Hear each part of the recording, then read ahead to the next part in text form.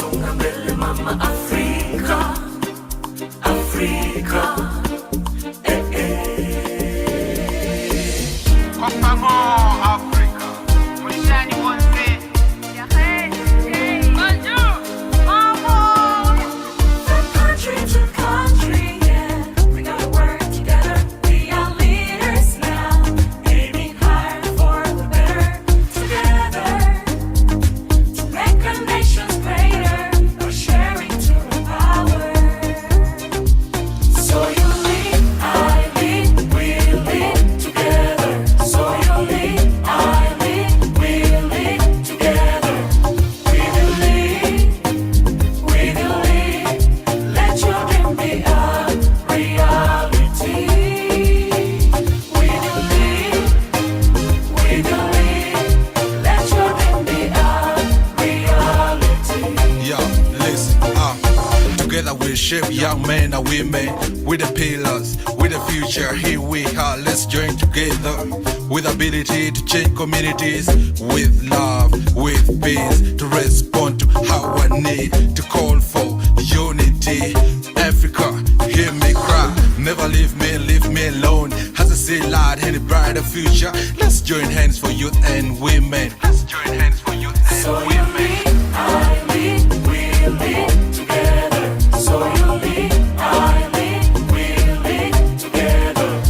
We will lead, we will lead. Let your dream be a reality. We will lead, we will lead. Let your dream be a reality.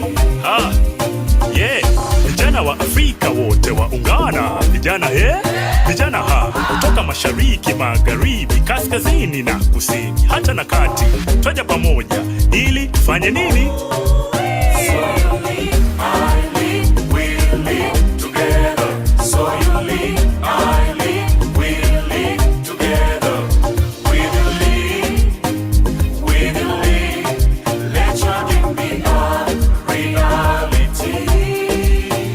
We will lead, we will lead. Let your dream be a reality. Hello, kunjani. Search bakai. Kiana. Bravo. Amahoro. Mama.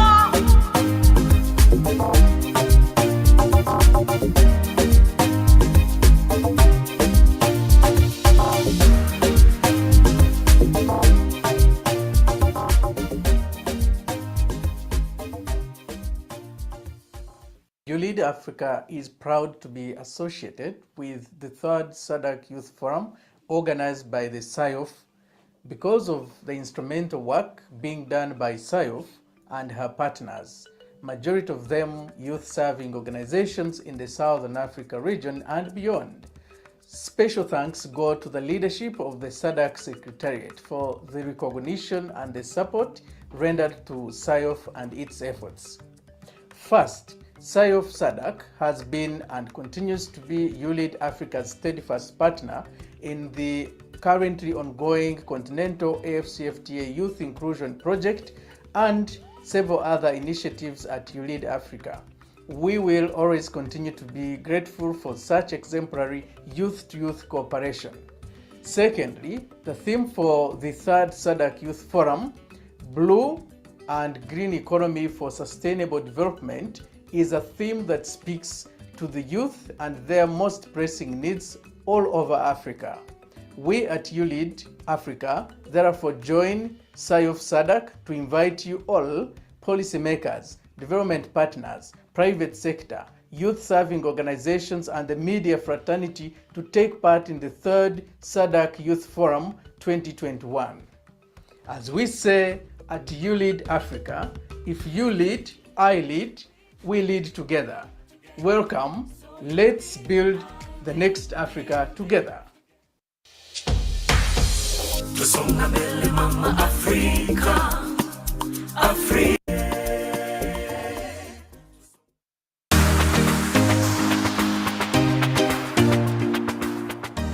Ivan, as the head of the Leadership and Governance Academy at TCBC, and as the YouLead program director, you are also offering leadership for this youth governance architecture study. We'd like to find out from you why this study is important, not just for TCDC, but for the region. First of all, the study addresses the evidence gap that exists on youth programming.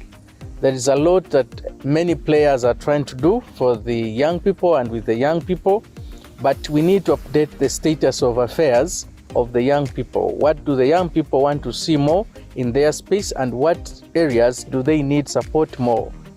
And so this research is an effort to collect data, evidence, to inform what the young people really aspire for, and for players like government, society and development partners to program on the basis of such evidence in order to be responsive to the current needs of the young people in the region.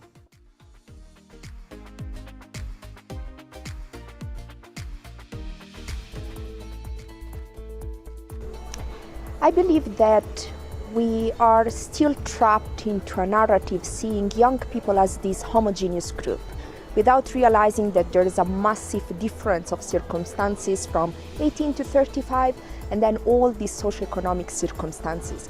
But then when we take a step back and think of young women, we know that patriarchy negatively affects their participation at private and public life.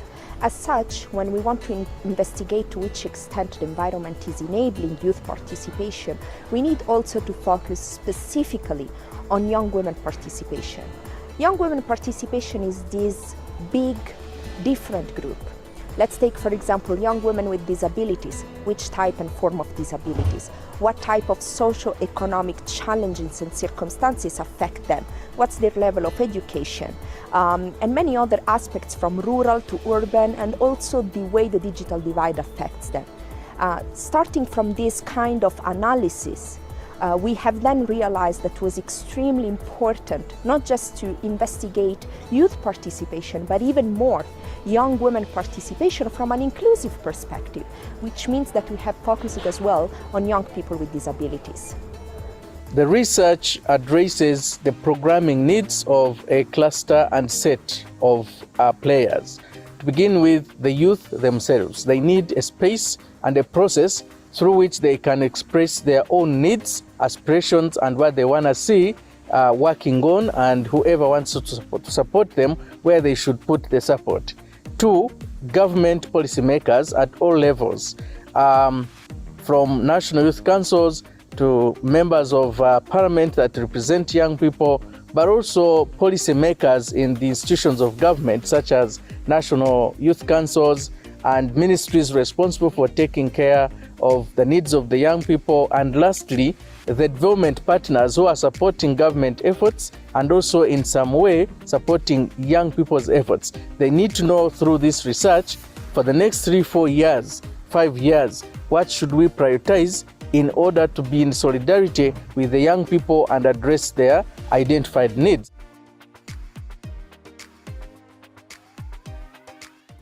Conducting such a study, which basis is indeed inclusivity, was not easy, because inevitably we know that the 6 countries of our consideration, but more generally the continent, is affected by an evident digital divide, which means that conducting and trying an outreach to the most vulnerable was not easy. We tried with the expedient of having a cross-sectoral investigation through focus groups in each country of our interest, and although it was very interesting of having the engagement with different stakeholders, yet it was a little bit challenging in terms of investigating, collaborating, exchanging with, for example, young people with disabilities, but also different young women groups.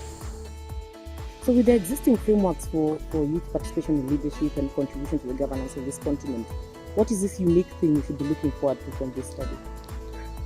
The frameworks are in place, guiding what young people are, who they are, what their needs are, and what governments and other players could do to address these needs.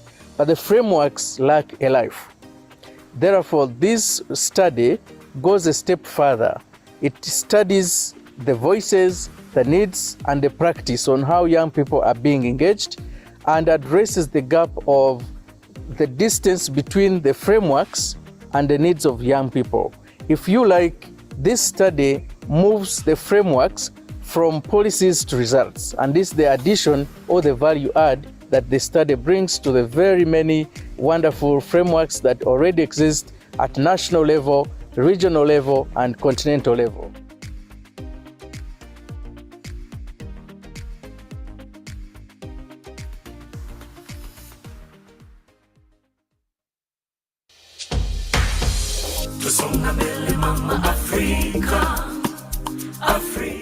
AFCFTA is a tool, we could say, that looks to see how Africa could unite economically, socially, politically.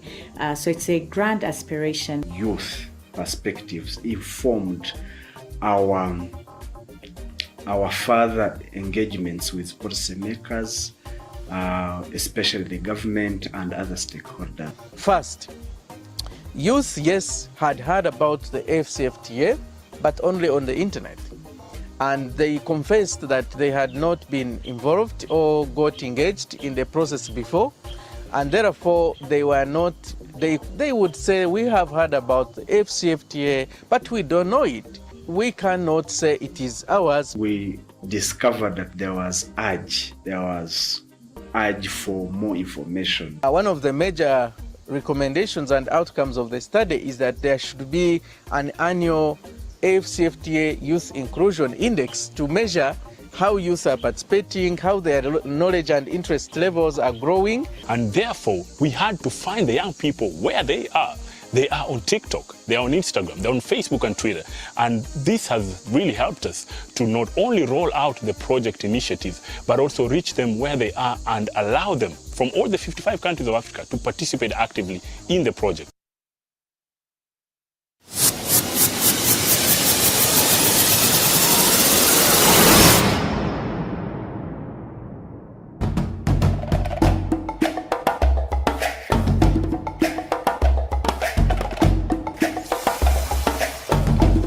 Giving it back to GIZ for supporting this initiative. Please stand up on your feet and give a rousing appreciation to GIZ. Please do that. So thank you so much, and also to the entire management. Pass our appreciation.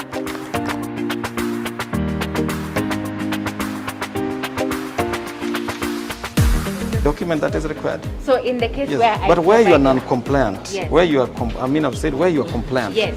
that process must be completed within the service level, the time agreed on by that department.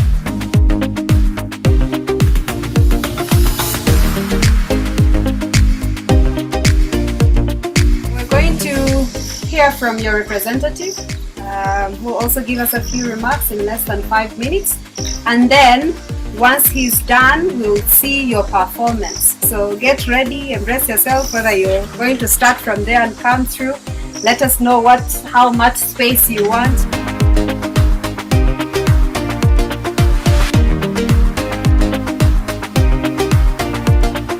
One Young Africa, we say yes to one Africa market. Thank you.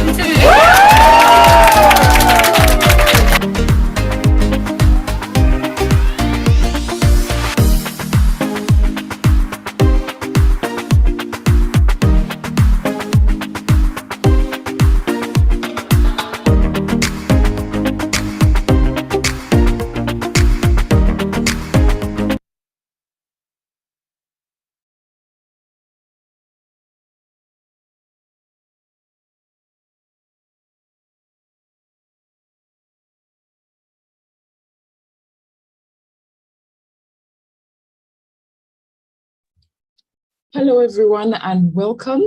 My name is Fiona. I am not actually going to moderate the session, but I'm just going to invite our moderator this afternoon, this morning, depending on where you're joining in from. Tembela, are you ready to go ahead?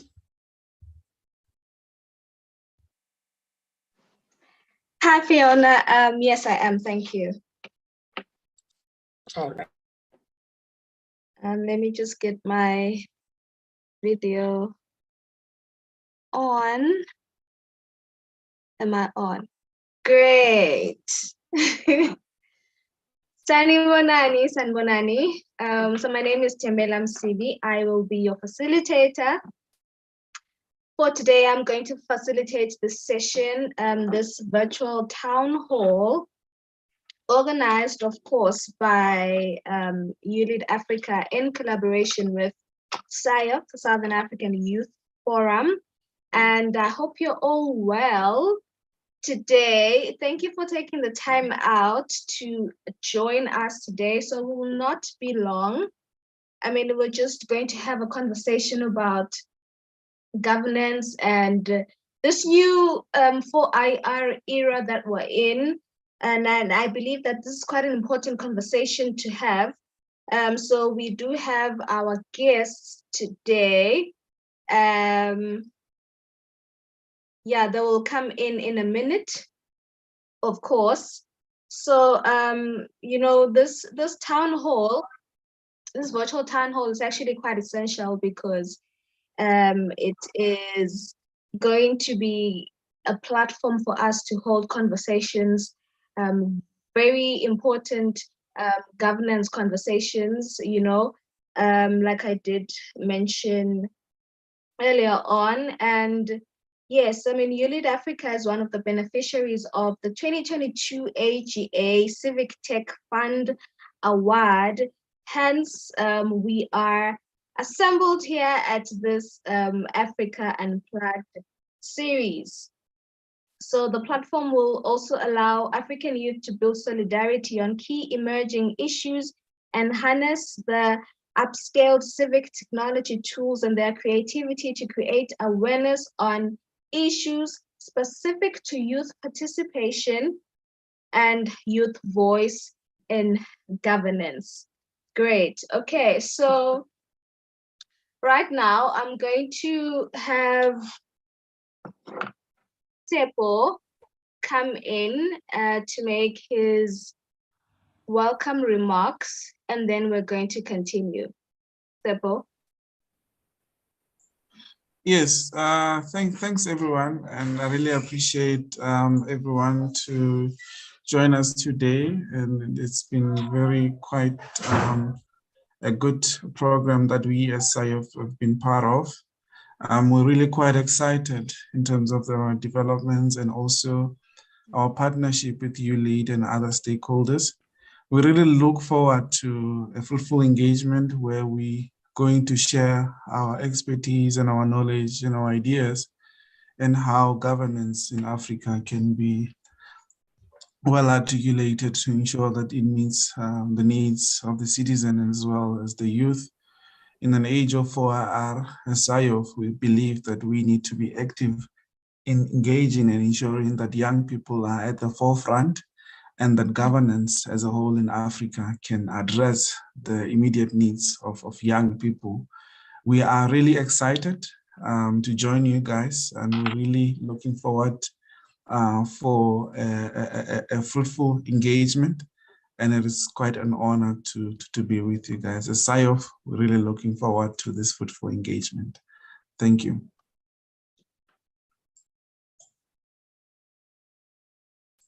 Thank you so much, Tepo. So Tepo was speaking for SIOF. So can we have Franklin, who is going to speak on behalf of YouLead?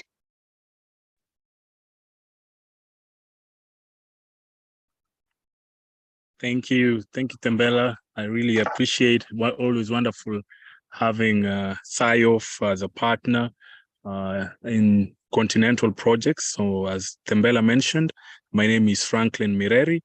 I am calling in from Arusha, Tanzania.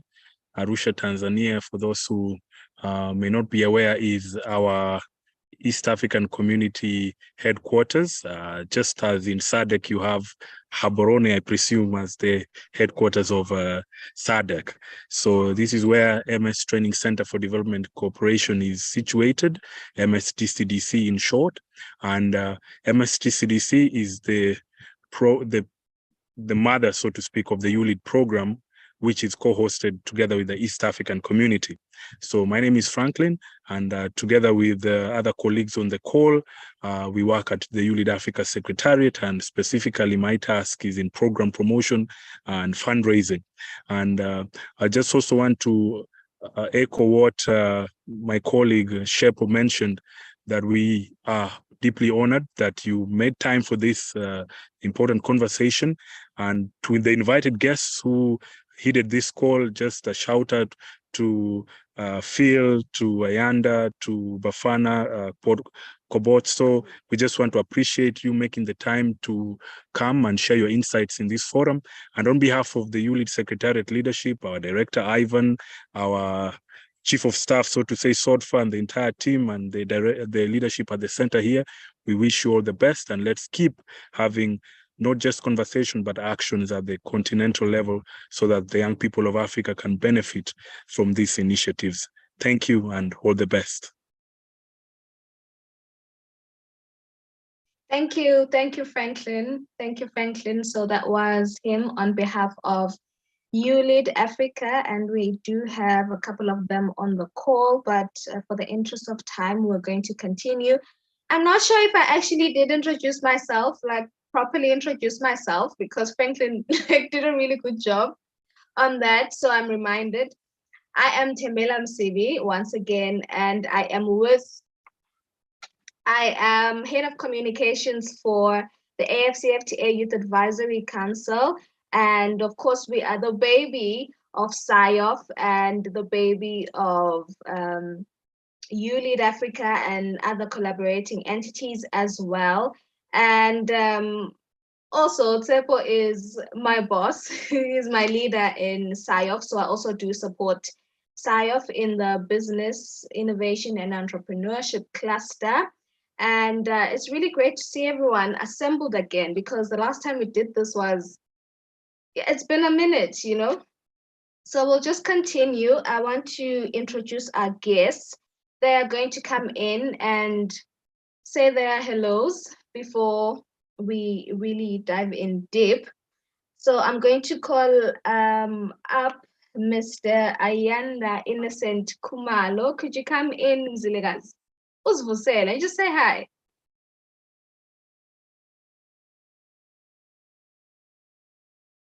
Is he in?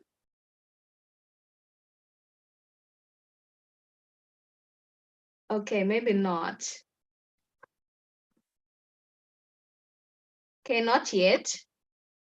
All right, so Ken Bafana Chabalala, please unmute and just greet us. Okay, hi everyone here. I'm here. Thank you so much for the opportunity.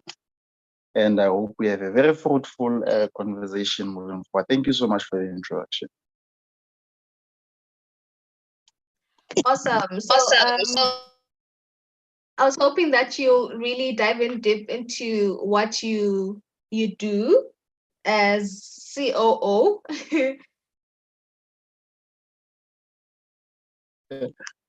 Okay, no, I thought that time was gonna come, but nonetheless, Bafana Shabalala, I'm from a small village in the Northwest Province in South Africa. What I actually do is I'm a chief operations officer and co-founder of an organization by the name Khudisanang Youth Empowering Foundation.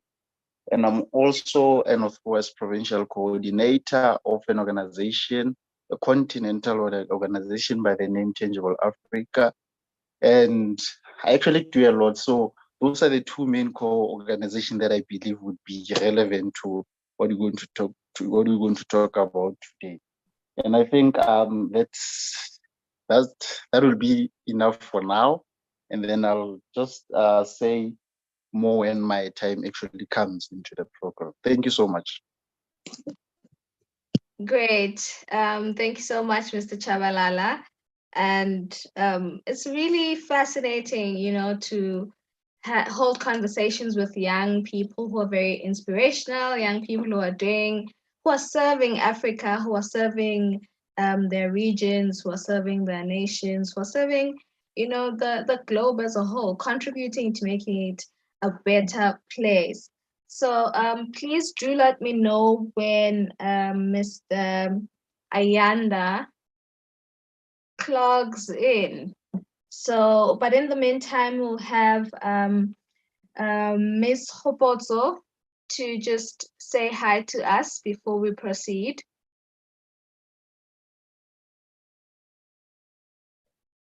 Greetings, everyone. Thank you. Yes, my name is Kgobozo Magoro. I'm joining you from Pretoria, but I'm originally from Limpopo in a village called Mamailia. In this context, I'm speaking to you as a researcher. I study at Wits University. Then I've been working with my village back in Limpopo, doing some community work as part of my research. Thank you. Great, thank you so much, Ms. Magoro. So, okay, still nothing from Kumalo, is there?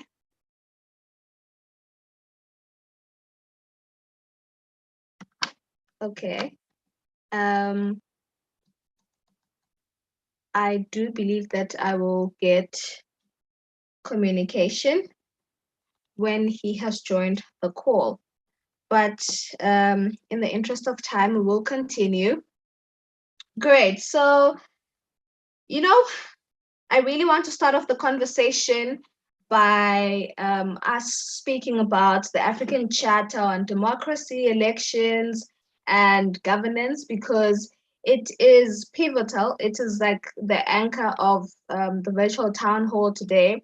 And, you know, it is, of course, a guideline. It provides a guideline on how good governance can be conducted in the country. No, not our countries. Yes, actually, but in the African continent. So I would like us to touch on that. But let us first establish what the relationship between governance and the fourth industrial revolution actually is. You will remember, just to refresh you, that the topic for today is responsive, transparent, and accountable governance and its effect on the fourth industrial revolution. So to proceed with us all understanding in one understanding and in consensus, I would like us to understand just to establish the nexus between governance and the fourth industrial revolution. What is it that really links the two? So yeah, I'm going to ask our guests to answer that one for us.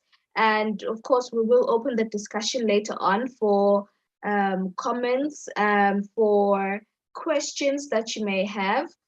But in the meantime, let's have the guests please help us establish what the relationship is between governance and the fourth industrial revolution. Can you take this one, Mr. Bafana? Yeah, can I please ask you to rephrase, because for a moment I got kicked out and then I came back in. So I think the time when I got back in, we were just about to complete your question. So I did not actually get the question. So can I please ask you to rephrase the question so that I actually get it? Okay, great. Not Hello? a problem. Okay. Yes, can you hear us? Can you hear me? Yeah, I can hear you now. Okay, we advise that you, because you have internet issues, that you could switch off your video and we could just listen to you. If you have internet issues, that's okay. Yeah. Thank you. Okay. All right. So my question was what the relationship or is about the relationship between governance and the fourth industrial revolution. What is the relationship exactly? What would you say is the relationship? Well, what I would say is I feel the fourth industrial revolution, as you mentioned earlier on, it's an era that we are actually in, you know. And as far as as far as I'm seeing, actually, as far as I'm observing, I feel that the government, it's not actually prioritizing the fourth industrial revolution. It's not prioritizing the implementation actually of the fourth industrial revolution. And I feel like it's what is actually taking us a bit back, because I remember I had a conversation with one of the guys that I actually work with in terms of the how the government is responding to the call for the fourth industrial revolution. And I feel, as I've said, considering now as we are speaking, you know, I'm having network issues because of this load shedding and stuff. And feeling aspect that government is not actually providing us sufficiently with. So I feel like the government is not implementing the fourth industrial revolution in a way, in a pace that is required by the global world. So in terms of the relationship, it's not that quite good.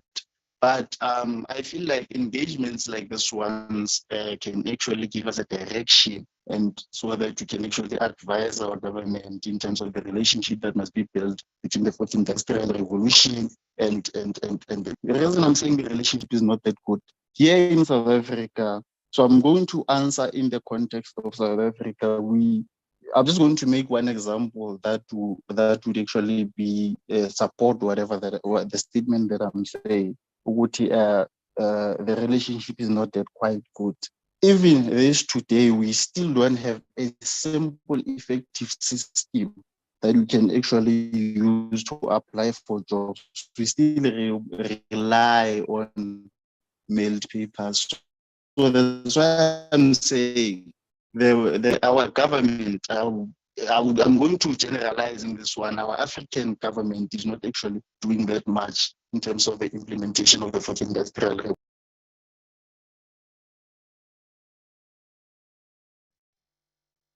Hello? Yes, yes. Thank you so much. I thought you're still speaking. Very understood.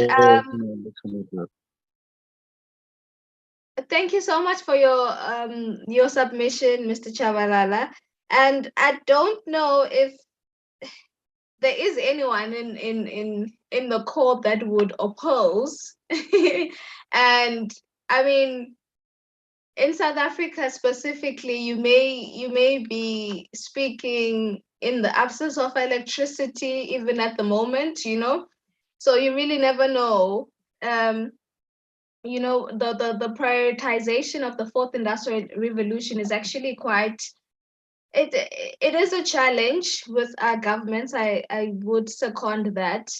But I really want to also hear the input of Ms. Magoro.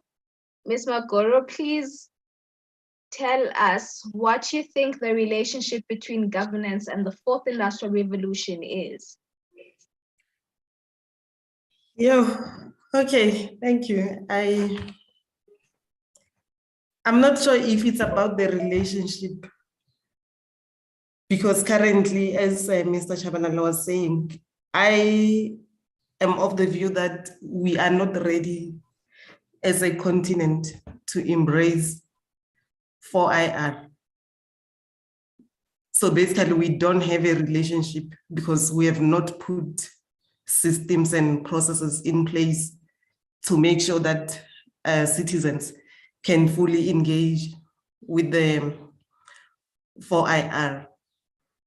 But because we are part of the global world, we are forced in a way to participate or engage with the concept.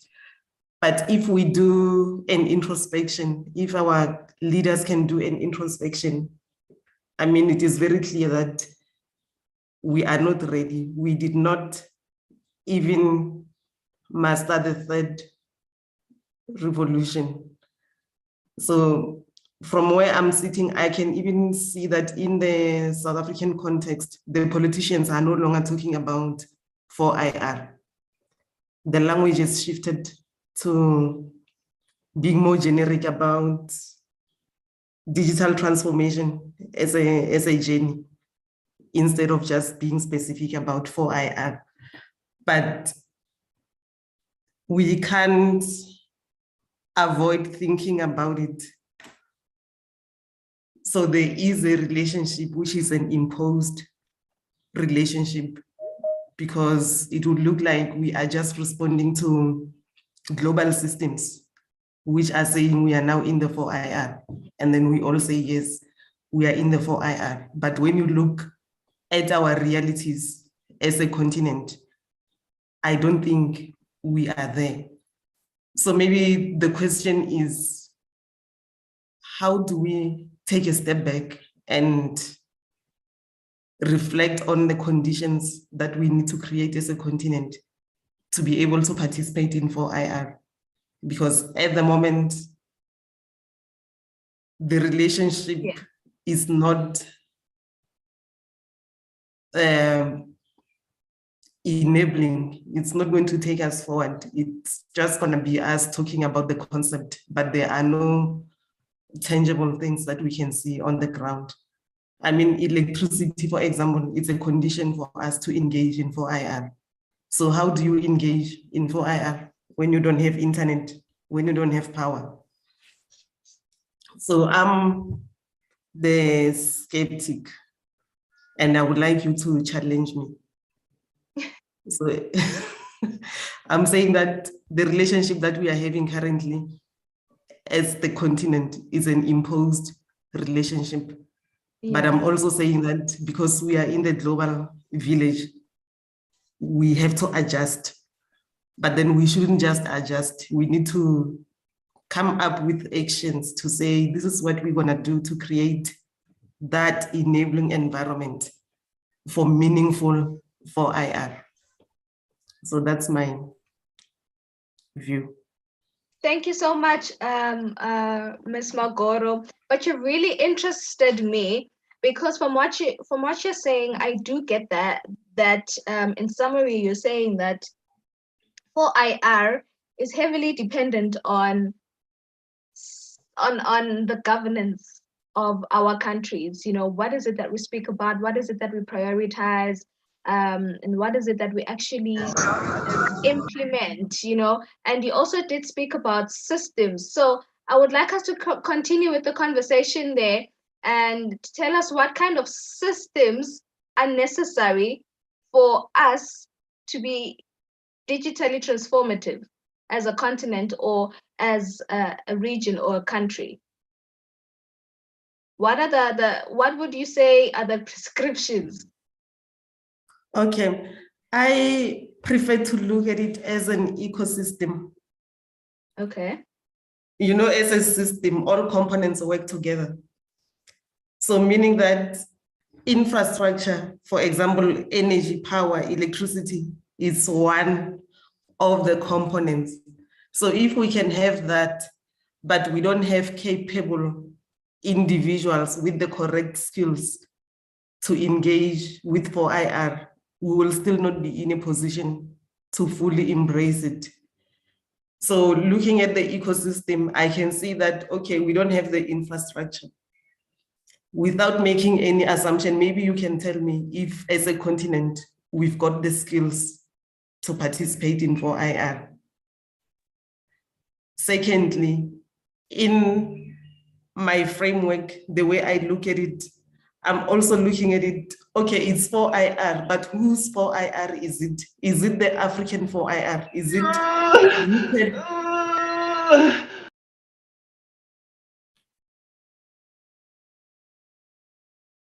So I'm also looking at whose 4IR is it? Is it African? Is it rooted into who we are as a continent? Or we are thinking of it in terms of cut, paste from other places? And then the leadership that we are having, also in this room, ourselves, we are leaders. So when I speak about leadership, I'm not only speaking about the appointed politicians, I'm speaking about us individuals. Do we have the right leaders who can think, in a systems way. Yeah. Making sure that we've got a vision, first of all, and the vision is supported by the allocation, the proper allocation of the resources, or we're just thinking about it as something that will happen on its own. So my conditions or the systems that must be in place is to make sure that infrastructure is there, capable people are there to lead and develop things, come up with solutions for 4IR, but also root and ground that into who are we as Africans. Because there's no point if we're gonna engage with 4IR, but everything comes from China, and then we say we are part of it. Because then to me, that is like digital colonization. So those are very the interesting submission. systems. Yeah, thank you so much, Ms. Magoro. I see that Mr. Kumalo has joined us, and you've come at just the right time because Ms. Magoro is speaking about capable people, capable individual with the skills to actually advance the 4IR agenda in our respective countries and in the continent as a whole. And I do understand that you are the founder and the president of the Unemployed Graduates Association. And please come in and just first, of course, introduce yourself. And then secondly, speak to what Ms. Magoro is saying about not having capable individuals in these specific spaces who are going to prioritize 4IR. And if you're a graduate, I do understand that, hey, you have studied something, you are qualified at something, but of course, then there's the lack of the opportunity to actually, to actually go ahead and implement, the goals of the nation in that you can.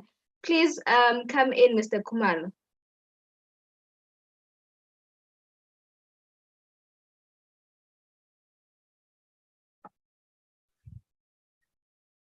Angazi noma ngezwakala nisanibonani. Sabona. Yes, you're audible. No, thank you very much. No, ngiyabonga kakhulu ithuba.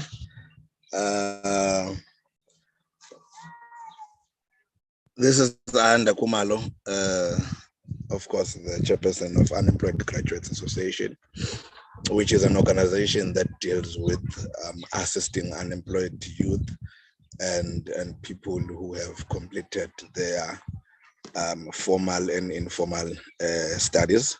So, of course, facing a challenge of not being able to find employment. And also what we do is to link those unemployed people with job opportunities. So we also provide your proper, what you call career guidance and so forth. So we help with, let's say maybe you want to do or you want to perform a reskilling. So we also link you to that opportunity as well. So I think our submission for now will be that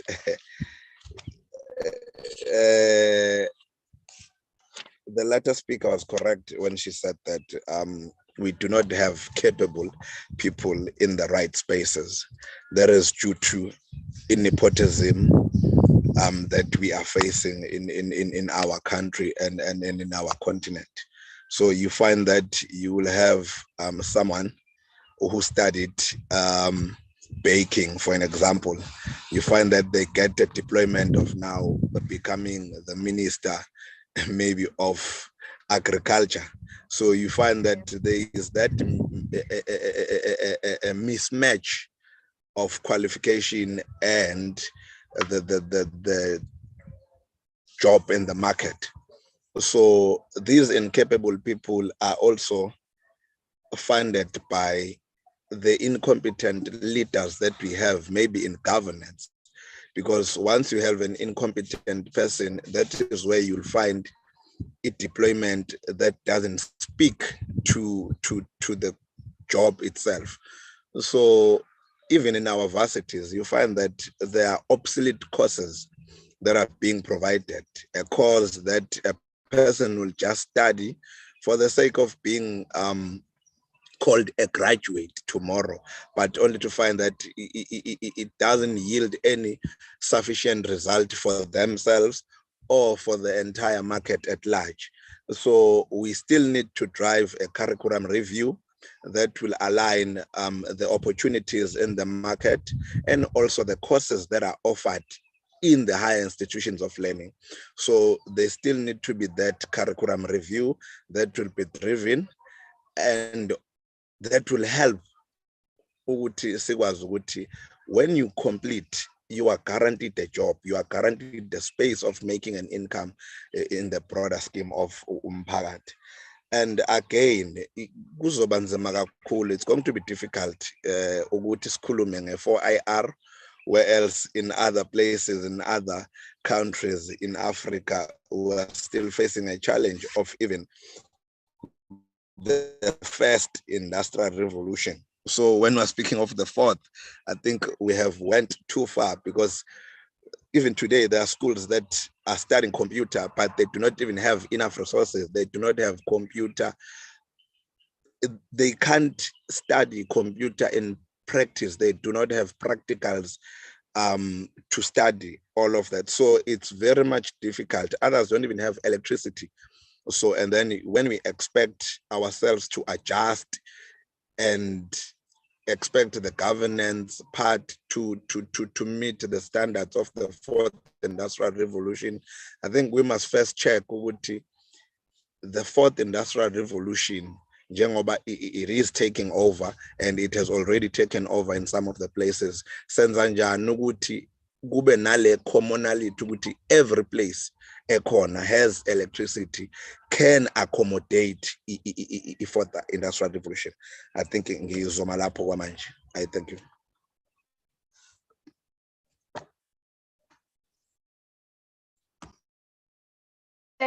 Thank you so much, Mr. Picking this up. But you know, the last two speakers have been speaking about has been speaking about a governance issue, and now Mr. Khumalo has touched on an educational issue that we have, that perhaps the curriculum is not encouraging for IR, and even those that may have gone abroad to study technological, skills courses, they come back and they're not given the opportunity. So we must really develop an ecosystem. That's actually the right word. So seeing that, and I hope you're also seeing the connection too. And that brings me to the African Charter on Democracy, Elections, and Governance, because we're speaking about responsive governance, we're speaking about accountable governance, in the era of the fourth industrial revolution. And just an intro about what the African Charter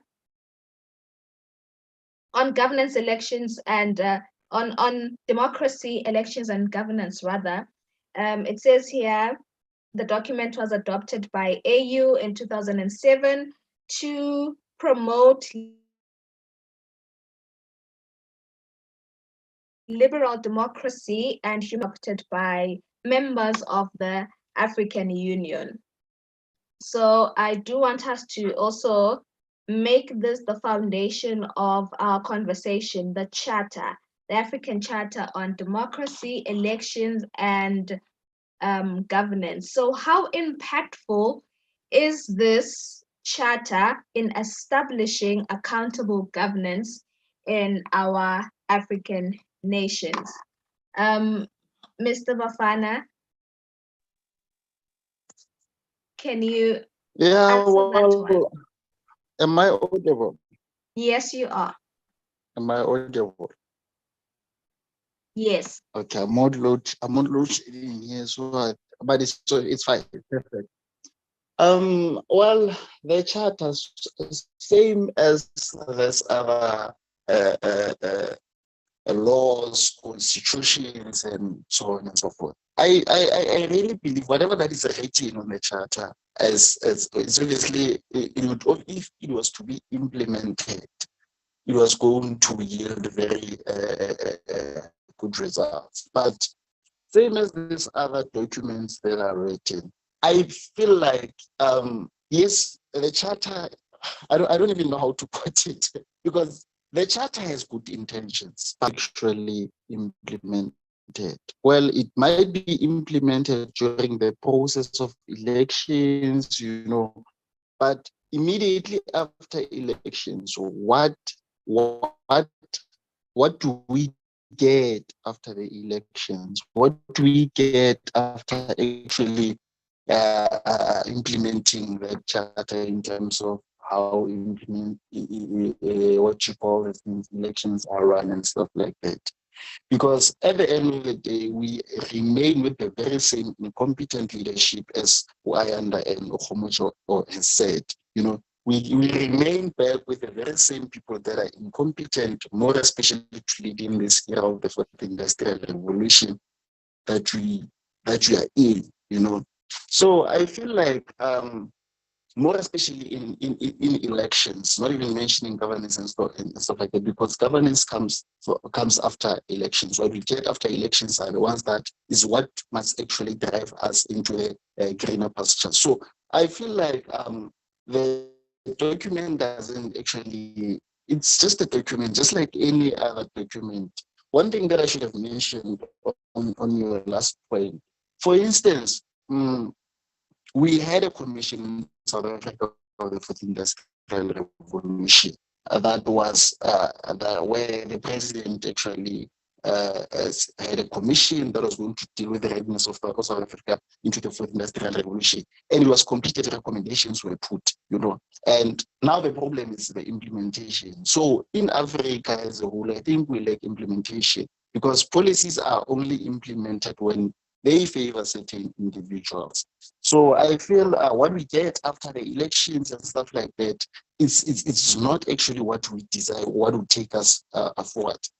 I've read this book by Professor Chilisi Marwala, and I've quoted one of his sentences that says, due to the complexity of problems that we face, that humanity face today, those who don't know must not lead. So we remain at the end with the leaders that are very incompetent, that can actually take us through the fourth industrial revolution, that can even take us closer to the fourth industrial revolution. So I feel the charter has good intentions, but the problem is the implementation of those laws that are in that particular charter. Thank you.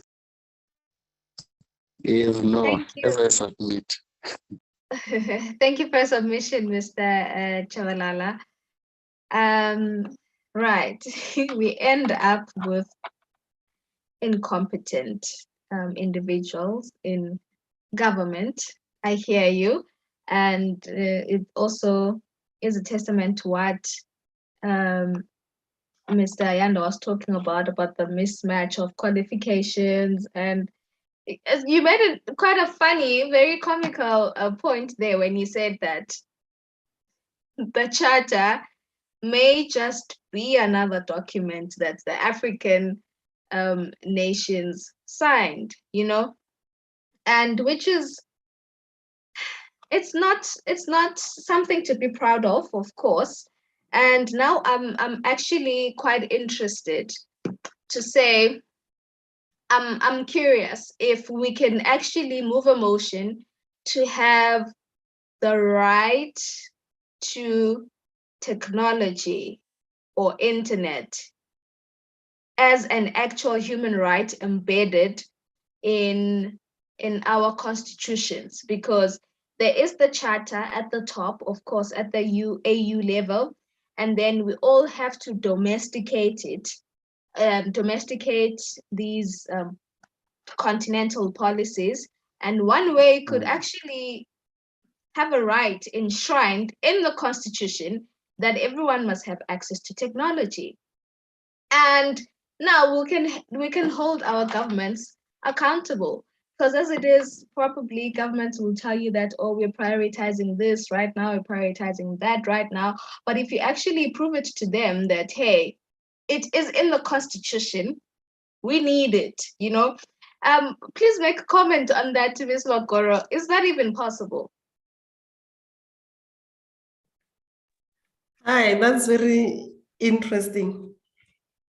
And I will say, yes, it is possible to have that declared as a basic human right. But as the previous speaker indicated, I don't think declaring things and putting them in documents is a problem for us. That we can do is not a problem. It still comes back to the capacity to implement. Once it's in the constitution, do we have the resources to implement? Because that is what is enabling, preventing us to achieve many things. It's not that our leaders don't know that it's a basic human right, they know. But also the structure of the economy and how things are located in the digital space is very complex. It's not just a matter of our government declaring and making it happen. We also have to look at the structure of the economy. Who owns the digital infrastructure? Yeah. And those people who own it, what is their motive? The first motive. Their first motive is not to enable human rights, it's profit. So that is why I'm overview that when we're discussing, we need to take a holistic approach, because declaring in a document, yes, it can be done. In South Africa, we've got the broadband policy, which was approved in 2013. So now we are in 2022. So, but we can see that government is trying to do something. But then if we look back, we can ask ourselves questions. Why did it take so long to get to where we are in 2022 if the policy was approved in 2013? Yeah. One answer from where I'm speaking is that government does not own the infrastructure. They can declare that let it be open for everyone, but they still need to go back to the private sector, the mobile operators, to negotiate with them so that they can enable accessibility. And then the question is, how far can the private sector enable a basic human right without getting money from it? Yeah. So it's complex. So when we look at it, we also need to understand our location as Africans in the knowledge economy, in the global economy.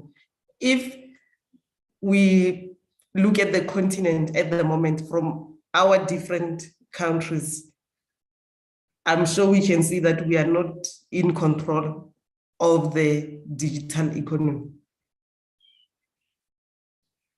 I hear you. Thank you, Ms. Mag- Yes. I can talk the whole day, so you have to stop me. Thank you. Actually, you keep raising these interesting points, and now you have spoken about the private sector, that our governments, they don't really own the infrastructure, and they may have to rope in the private sector. And obviously, private sector is about making profit. Okay, now it's getting really complex, but I would like to know from Mr. Chabalala, what are your thoughts? Like, what is the role of young people in governance? What is the role of young people in all of this? What is it that we can do? We have spoken about education. Okay, perhaps we can go to school and learn ICT and learn technology and learn this and that. But what else can we do?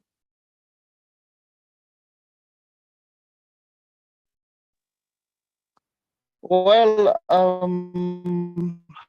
What's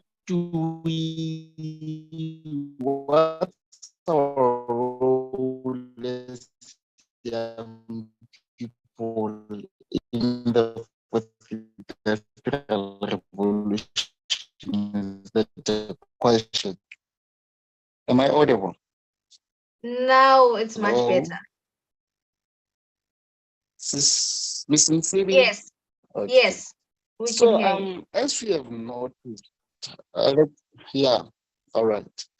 As we've noticed, as we've noticed, Uti, that the world is actually moving very fast into the to the digital world, and I feel the youth need to form themselves and ensure they put pressure on the government to influence the policies. Like you mentioned earlier on that why can't we maybe make it or propose to the government to say that on the constitution, why don't you add this particular right of everyone having a right to date if that's how I got you.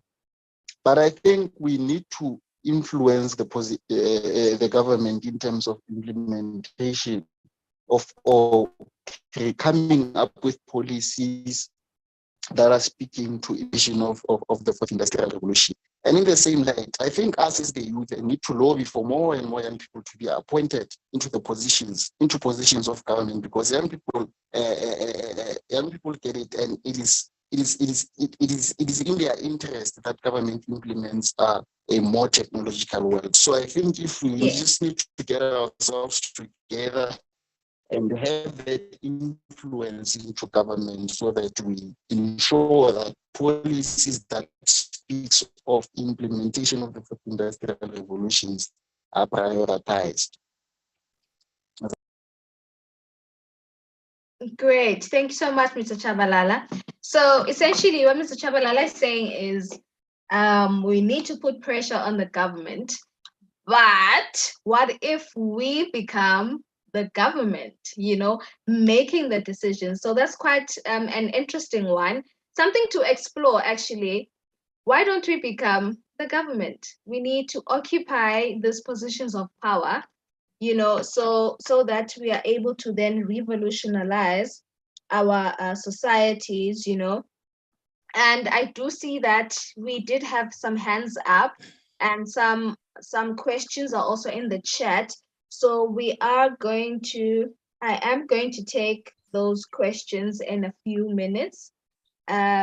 Okay, another one just dropped in, another comment just dropped in the chat box. Okay, I'll get back to you shortly.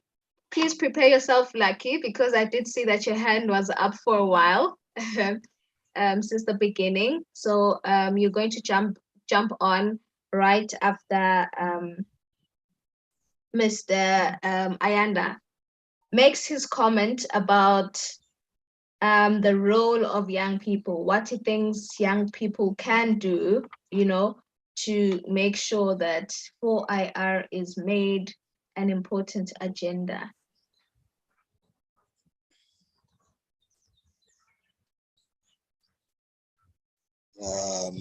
Ngibingelele futhi ngibonge ithuba. Am I audible this time? Yes, you are. Okay. Here with my connections, but I hope ngiyazwakala. Well, ngicabanga ukuthi nje njengoba nisho, there's only one role that young people need to play. It's only one role. Young people must be united. Our unity is going to determine our destination. No matter if you are in a political party, church organization, or any other organization, but let's get to identify our agenda. Let's get to identify our struggle, and then we unite. If we are united, konke ke lokho okunye will just fall into place, because our unity will help us set the agenda from now on, what is it that we want. If you take a look, for an example, here in South Africa, majority of the voters are young people, and majority of the people who are suffering, unemployed, being subjected into poverty-stricken areas, it's young people. So young people are having the power, but I think they are not aware of the power that they have. So for us to realize that power, we just need to be united. And then again, we must equip ourselves with information. We must be inquisitive enough so that we can challenge ezinye zezinto. Because another thing that is a barrier is that you find young people not challenging things because they are not aware of what must happen and how should it happen. Yeah. So we find the Wuti elders are now taking over and running with izinto and doing it them the way they think it's correct. So if we can adopt a culture of reading, let's go to school, let's be inquisitive. And another thing, we must not put this idea of thinking that we are the future. Young people, we are not the future. We are the current generation and we are the current leaders. So we are happening now. We are not living to happen in the future. In the future, other people will be happening. We must happen now and we must take initiatives now.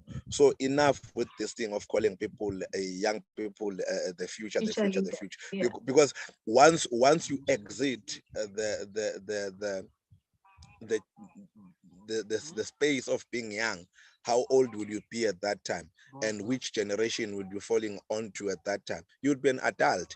So you live the rest of your young life being called the future, and when the future comes, you are nothing. You are already telling other people that they are the future. Yeah. So we must join these organizations, whether you are EFF, whether you are NC, whether you are ZANU-PF, whether you are MTC or any other political party, so that with an agenda of saying that we want to shape the discourse, we want to shape the policy, we want to drive the policy so that it favors our conditions.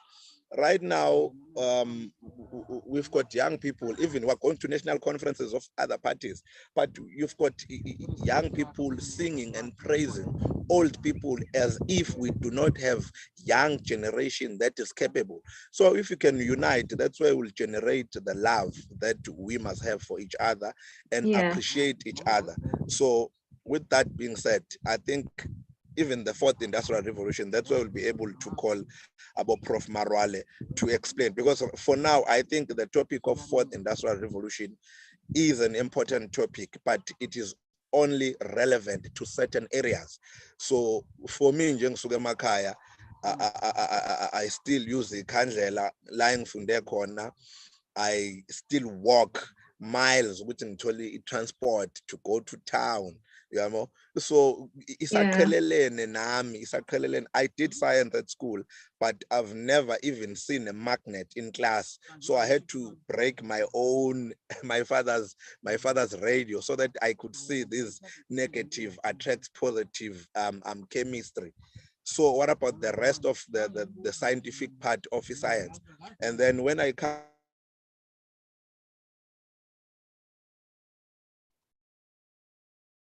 Okay, I guess it's the internet issue that he was speaking about, but he really makes valid points. Thank you for your submission, Mr. Kumalo. Yes, young people are not the future, they are the now. So we must be given avenues to lead now, to challenge the discourse, to challenge the status quo. And I mean, I did write an article about how young people are actually Africa's youth currency, seeing as we are the majority, we are the youngest continent in the world. And if we are the youngest in the world and in our countries, and also a majority of us are unemployed, we're really becoming a fiscal burden. It's a burden on the government. It's just a whole cycle. And I feel like government should help us help them, you know? So we'll take questions now. Lucky, are you ready?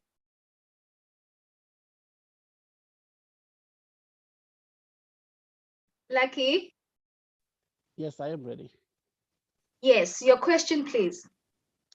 Okay, thank you so much for the opportunity. It's not really a question. I'd like to comment based on what the speakers have been saying. I'd like to differ with most of them because I don't believe that it's very appropriate for us as young people to solely rely on government for implementation of the charter because I believe that as young people we need to come in as catalysts. We need to come in as catalysts to ensure that what has been written on the charter gets implemented. I'll make an example of my organization. Pardon me, Lucky. Could you raise your voice a bit? Okay. Am I audible now? Yes, much better. Okay. Okay, wonderful. I'd like to share a brief background of my organization called Community Parliament. We are a virtual community parliament where we bridge the communication gap between local government and its citizens. So we are a 3 months old organization and we have already made partnerships in South Africa, including partnerships with the South African local government organization. We have piloted in over 12 municipalities and we'll be moving to 56 municipalities in the country right now, introducing community parliament just so that local government can have interactions with its citizens so that we can provide a voice for the community. So I believe that the approach we take in solving such issues, especially for IR issues within governance, is very important.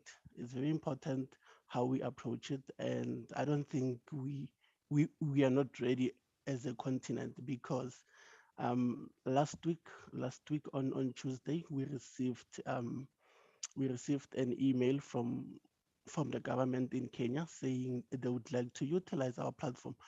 This shows that there is great interest of 4IR in the continent. We just need to know exactly which channels we need to follow to get our ideas implemented.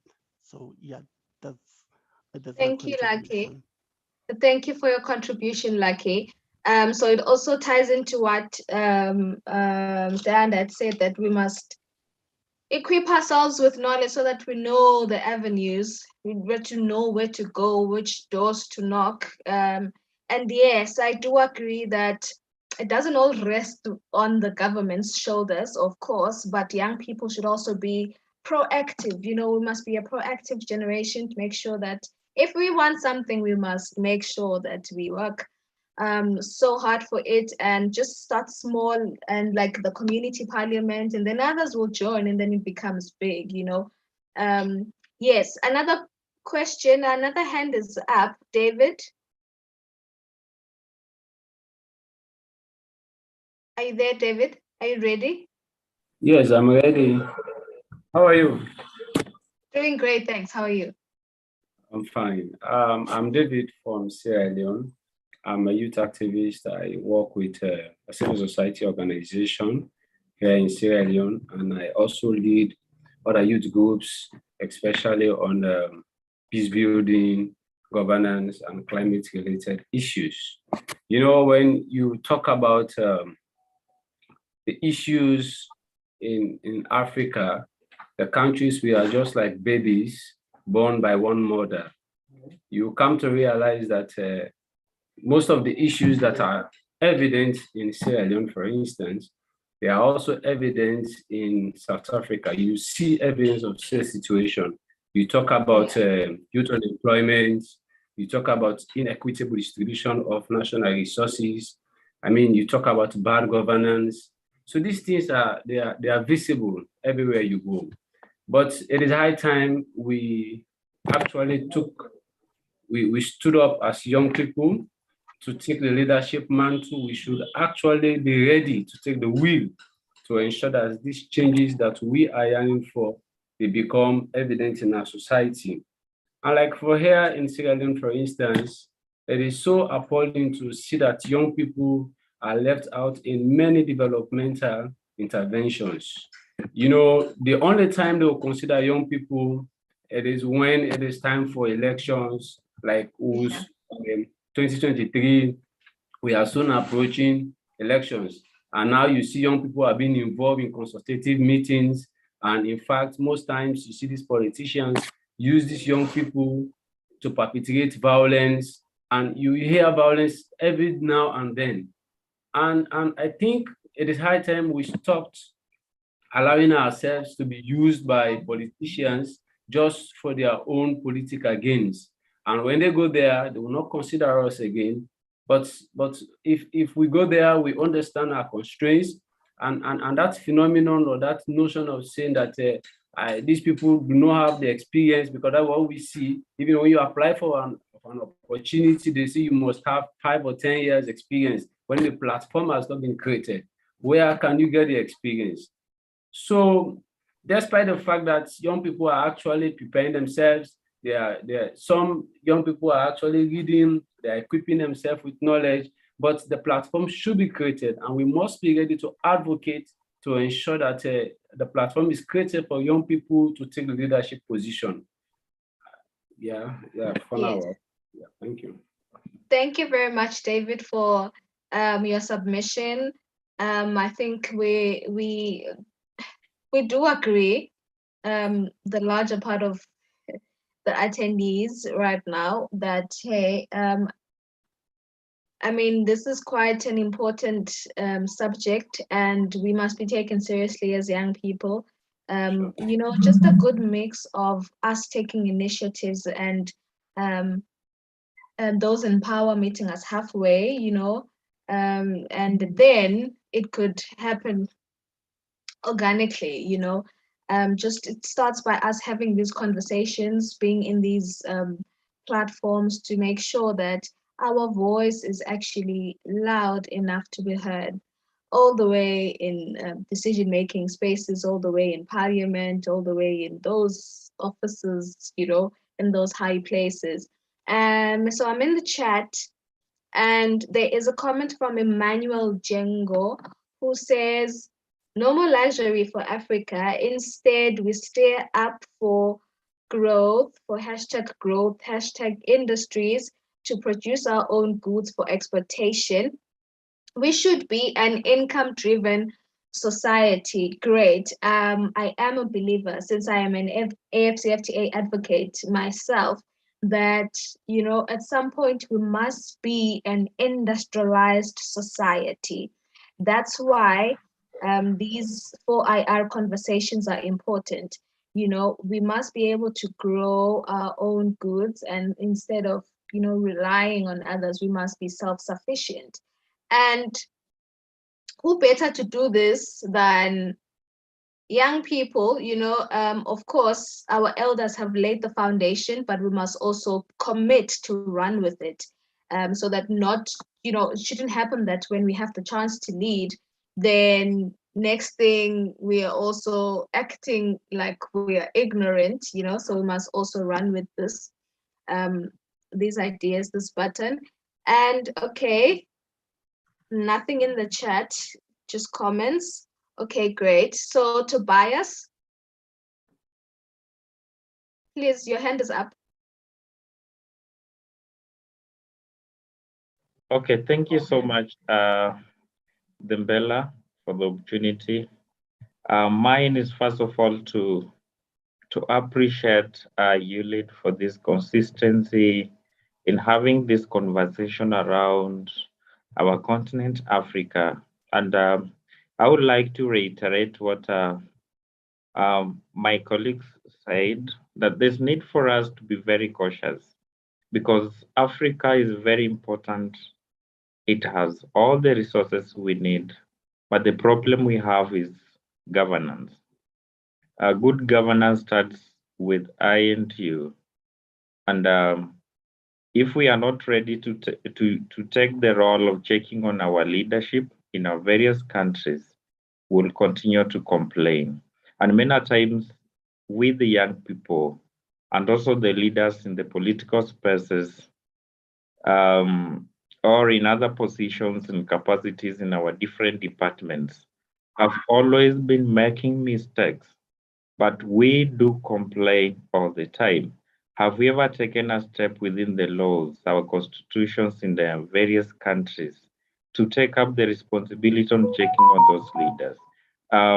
Maybe to echo again on what my colleague speaker said, what is the role of the young people in amplifying the voices in our various capacities in our various countries to ensure that what is meant for us is taken into consideration and with speed, explicitly in our various countries taken into account. Number two, how are we using our networks to be able to influence policies and take roles in our various capacities to ensure what is meant for us is achieved? Then lastly, from the security perspective, what is the role of the young people in ensuring that not only just raising voices, we also take account that security is very important, extending our support to our various sister countries in different regions of Africa? Have we taken a step to check on our brothers and sisters who are suffering? I can give an example for the Democratic Republic of Congo, which is now suffering today. I just received another call from my friends and brothers from Cameroon, who's the Anglophone region. Tomorrow they are going to have a state of emergency, you see, because of bad governance. Have we taken a step to use our networks, our voices raised to be able to ensure security, which is very important in our region, in the continent, for growth and development to be seen? Then also within our circles, and if we have networks with our governments, have we also done so to ensure all these that we are raising here are implemented? Thank you so much, and I appreciate YouLead. I'm Tobias. I work with the government of Kenya a little bit, but I run also a youth-led organization in Africa, which is a global space for the young people. Looking forward to working with you all, and thank you so much. Thank you. Thank you so much, Tobias. We lost Tembela briefly, but she'll be back. So for now, I'll just kind of steer the conversation as we try to get her back. Now I see there's another hand from Jabulane. So you forgive me if I don't pronounce your names as well as Tembela, because I'm East African, but welcome, Jabulane, you can go ahead. Hi, hello. Am I audible? Yes, you are. Oh, perfect. As she's already stated, I'm Jabulane Shabalala, and I work with Bafana Shabalala at the organization UAEF.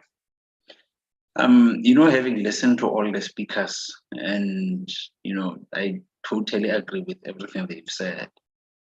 And I have to say, I love the saying that says nothing about us without us.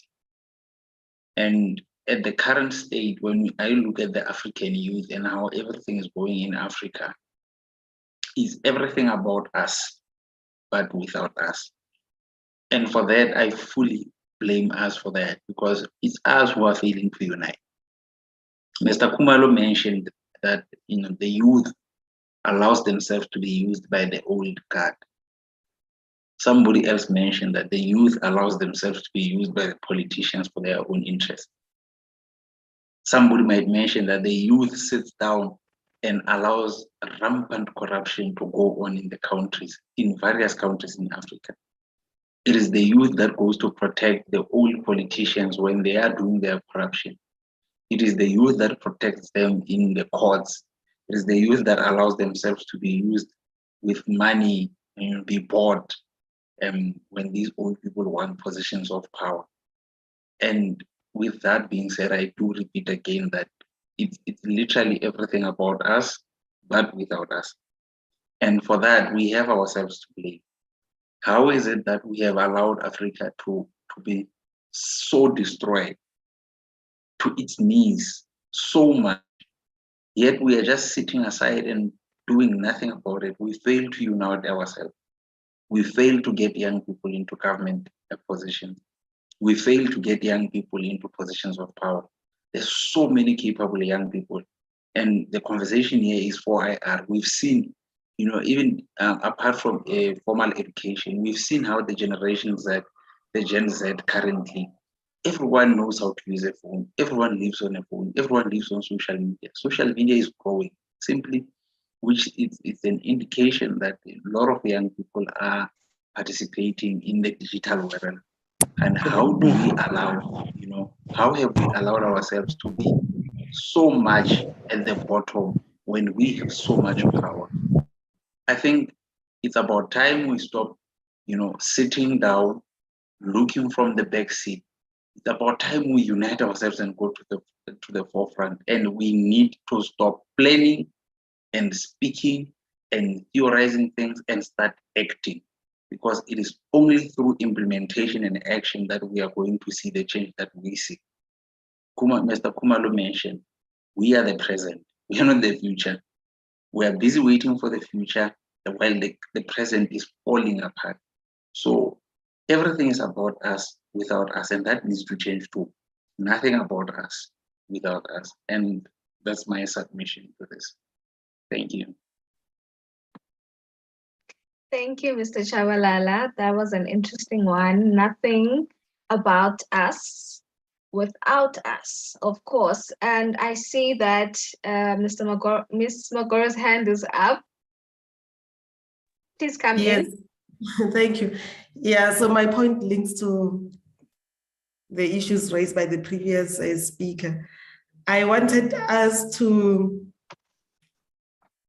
take a solutions-focused discussion, because we've spoken about the problems and we know that most of the things we are not in a position to change. So maybe at this point we need to refocus the discussion to the solutions, and I believe that the best place to start when you're looking for a solution is to look within yourself. So as young people here, I'm no longer young, I'm past the categorization. So I'm not speaking as a young person, but I think in this group, you've got the strength, because already you are speaking as youth from different countries. So there's something that unites you. So if the issue is for IR, I think the question is, given the problems that we've spoken about, the challenges that exist, how are you going to start turning them around? Because no one is going to do it the way you would like to see the change happening. So is it possible for the change to start from this group? Like this group, as you came up with the topic of 4IR, is it part of your agenda? And then if it's part of your agenda, what are the things that you can push forward?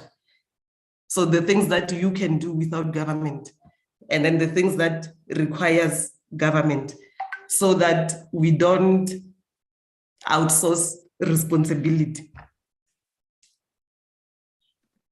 Yes, the thing of changing positions and influencing who's going to be appointed, I think that might be like a longer term goal where you might not even have the influence. But then going forward, what is it that you can influence as youth in the continent? Because there are opportunities. So as much as I was talking more, like I'm just painting a bleak picture about the problems, I also know that if people are organized, there are opportunities. So the project that I'm working on at home, I was able to do that because I belong to a movement in the continent. It's called Community Networks in Africa. So in that movement, it's mostly NGOs and academia, researchers. These are people who are concerned with connecting the unconnected. But what I've seen is that in that movement, majority of the people are old people. There isn't young people. So being informed and knowing what is happening in the continent is part of the things that can help to resolve the problems. So I just wanted to say that as much as we say the continent is not ready, it's not like there's nothing happening. There is something happening, but that depends on the collective power. And I'm saying that in this forum, I'm joining you for the first time. I think you already have a strength, a position to start from in influencing 4IR. But I don't think you can influence politicians by just talking about it and saying, okay, we will tell them that it must be part of the constitution. It's not gonna happen. But if you have an agenda and a program, that's where the change is going to start. Thanks. Wow, thank you so much, Ms. Magor, for the submission. So she says, we must look inward. What is a gap that you can fill? So it does not have to be, it doesn't have to start large scale. It can start small scale. I like what Mr. Lucky had started doing. The virtual community parliament, you know, it could start there. What initiative can you start?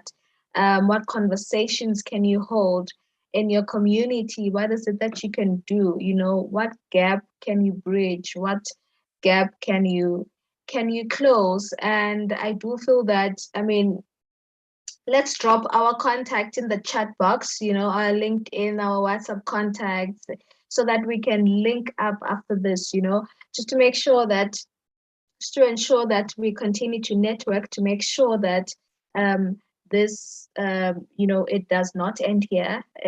In this town hall, that we continue to advance the youth agenda within the 4IR space, of course. Yes, Emmanuel, do you have a contribution?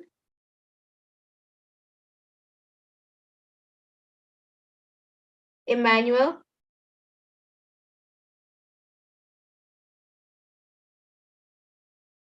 You're muted.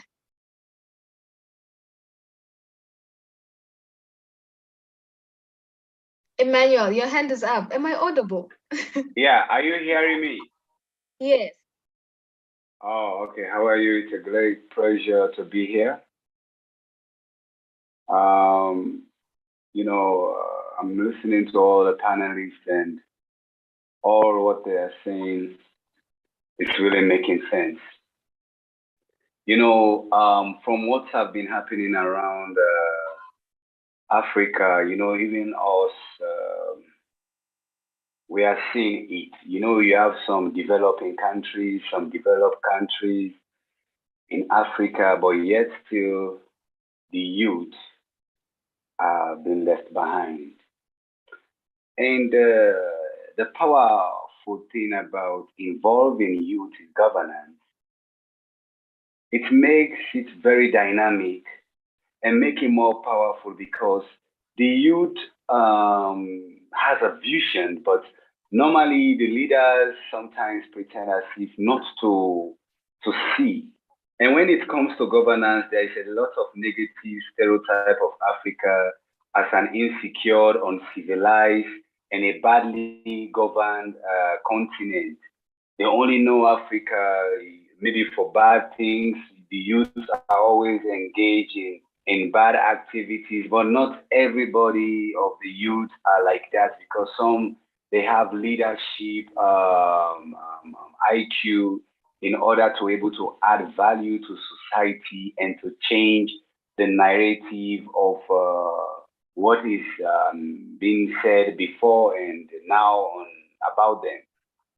So we see that in certain countries, youth have been fighting to work, and some have been given an attention, some are not being given attention to because of one or two of the other. But actually, it is important to take lessons from key youth leaders who change the mindset of their peers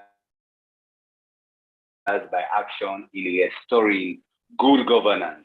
Because, that's why it's always good to have, let's say if you are a youth, when coming up, you should have an ambition and you should have a focus. Like, I don't just want to be that normal youth or just to be that youth like others, but how we can be part of development.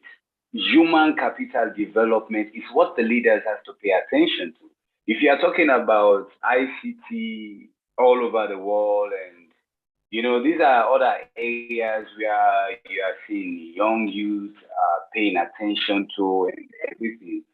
If Africa really stand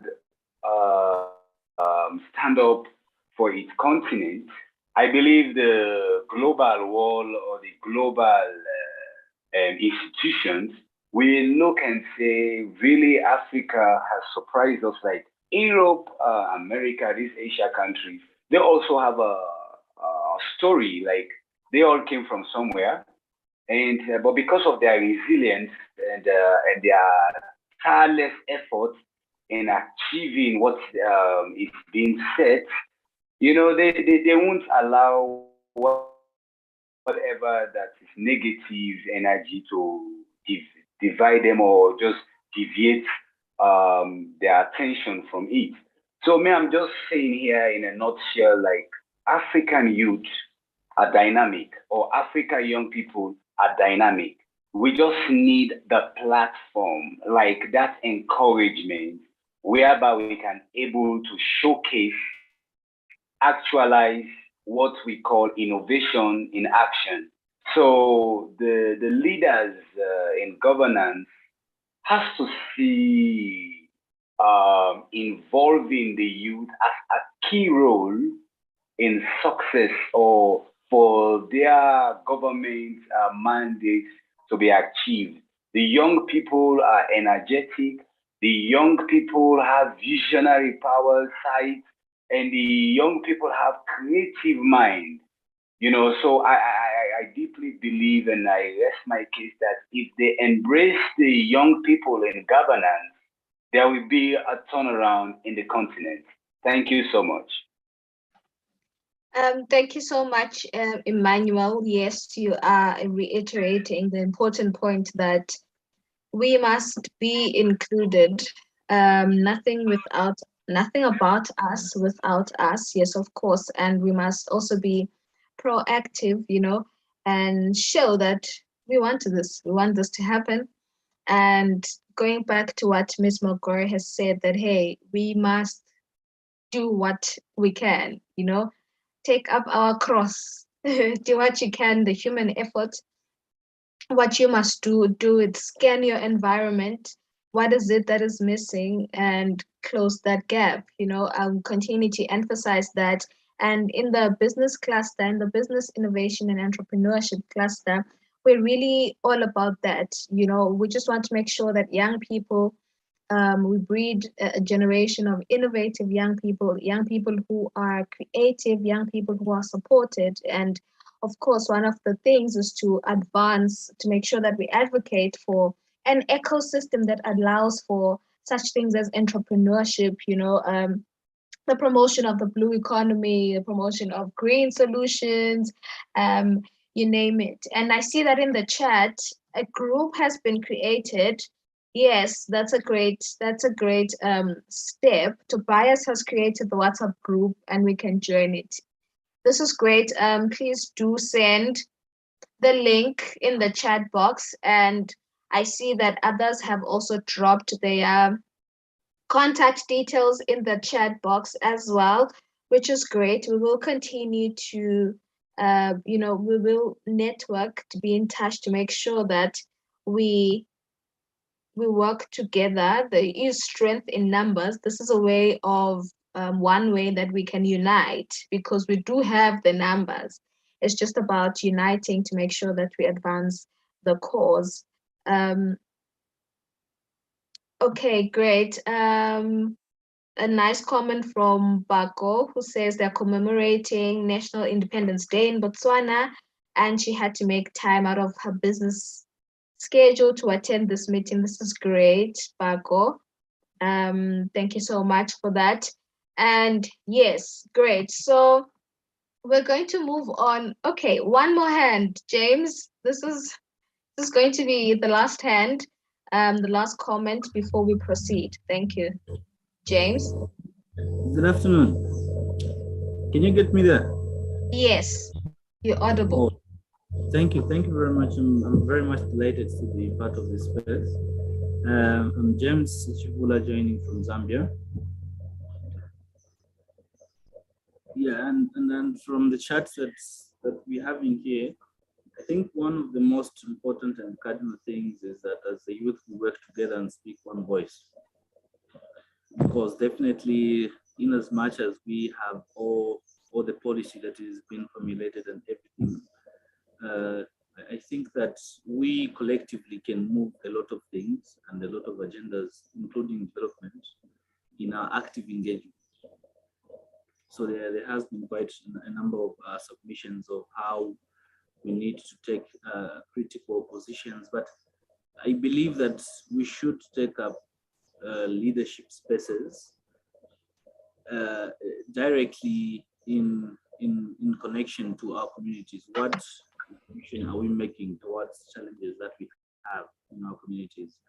It really doesn't take us to be in very powerful positions of governance for us to create an impact. We need to give hope to even those that have lost hope in our communities. And by doing that, we're speaking the same voice. We talked about the green movement, the green entrepreneurship, and all those things. So this is our opportunity. This is our space. This is our, this is our responsibility to ensure that we protect not just today, but even the future that is coming, even the future generations. So I think that we need to be engaged, constantly engaged, and work together, speak the same voice towards development. So that's the contribution that I have. Thank you very much. Thank you so much, James. Speak the same voice in unison. That is right. We have to, we have to unite. Pardon me, I'm seeing something in the chat box. Okay, so you know what, because I'm also moderating, so my name, the way it is on LinkedIn, so let's connect there because I cannot drop my link at the moment. Yeah, so it's Tembela Msibi on LinkedIn, so we can proceed and continue the conversation there and collaborate possibilities of synergies.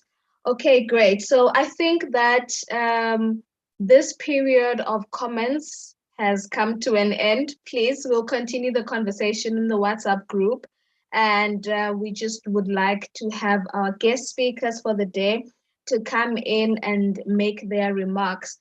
But the takeaway right now in this plenary session is, the first thing is you do an internal audit, to make sure you introspect, and then you look at your environment, scan your environment, what it is that you can do to advance the youth agenda, or even the governance, the good governance agenda, and the 4IR, how can you advance that? And you don't always have to create an organization, you don't have to establish an organization, but you can join an already existing organization like the community parliament, for instance. Make sure that you are attached with an organization that is going to advance all these great things, just an organization that wants to see the world a better place, that wants to see your community a better place. So please, those are the practical steps that we should take right now. And collectively, we are going to, speak about that one in the chat, in the WhatsApp group, of course, and also via inbox, on Twitter. Yes, do follow SAYOF also on Facebook and Twitter as well at SAYOF. Yes, SAYOF. We are, of course, a youth-led organization. We also work on building, capable young people, young leaders who are going to take over and make sure that, you know, we are progressive societies. So great. Those are the practical steps that we're going to take for now. But I do want our guest speakers to come and make their closing remarks right now. So can I have Mr. Bafana just come in and, you know, say your last words?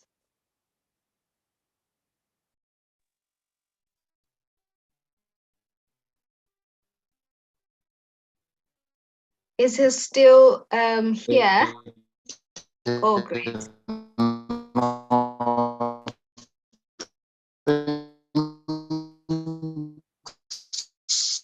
A lot, Ms. Msivi. I'm not sure of how long. Am I audible? Yes, Am I you are. audible? Yes. Okay. I see that you just muted me, so I thought maybe yeah. Okay, I'm not sure as to how long I should make the closing remarks. What I don't become too long and yeah. So can I take all the time that I want? Am I audible? Yes, you're audible. Just Okay. making final comments, you know, what you wish to reiterate, your takeaways from the conversation, and perhaps even your commitment to the cause. Okay. No, thanks a lot. Let me in my last remark, let me reiterate how honored I am to be actually invited, and thanks to YouLead and SAO of I thank you guys so much for the invite to this progressive event. This means a lot. It means a lot it means a lot. It means so much. And this is one of the milestones that I will hold dear to my heart as I proceed with my community work and youth activism. And I've learned so much. I've learned so much from the guest speakers together with the guys that actually jumped in and made comments. Thank you guys so much. I'm not even sure of what to say. I'm so humbled, and thank you guys so much. Thank you so much, Mr. Chavalala. Thank you also for your commitment that you will sit with your organization, your leaders, and you'll see how you advance the cause. That's really great. Thank you so much for joining us today, and yeah, for pledging that commitment within your organization. And I also would like Mr. Kumalo Mzilikazi to come in and make his final remarks and maybe make final comments, what you would like to reiterate, what you would like us to take away, and your commitment.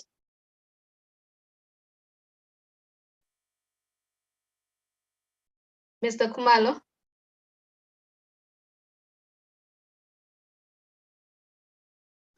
Okay, have we lost him?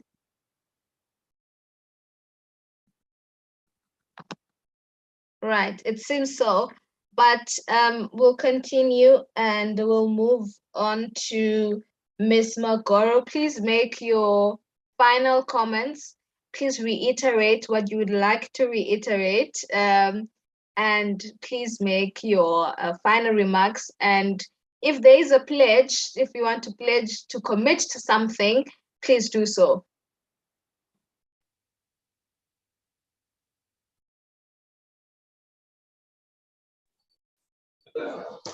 So, it's Mr. Benvindala from Congo. And for today, I am happy to participate on this meeting. And I want just to have a program for the last for the next program to participate and to be there. Yeah. For today, Okay. I'm very happy. I'm very happy to participate, and congratulations for all the participants. Great. Thank you, Mr. Ndala, for that comment. Please do follow YouLead on social media as well as SciOff. YouLead, I think they have been posting their handles on the chat box. Please continue to be able to follow the conversation. So lastly, may I have remarks from you, Ms. Makoro? Okay, thank you so much for the opportunity to be part of this conversation. I am not a young person, but I'm feeling inspired by seeing all of you, coming together as the young people in the continent to try and find solutions for the problems that we are facing as a collective. So keep up the good work. And my wish for you is that you continue talking as a collective. And then I don't have a pledge to make, but I'm speaking to you as a researcher. So as a researcher, my knowledge is available whenever you want assistance or you want to check what's happening in the world of academia. So I'm available. Wow, thank you so much, Makoro. Thank you. Keep well, guys. Thank you. Have a good one too.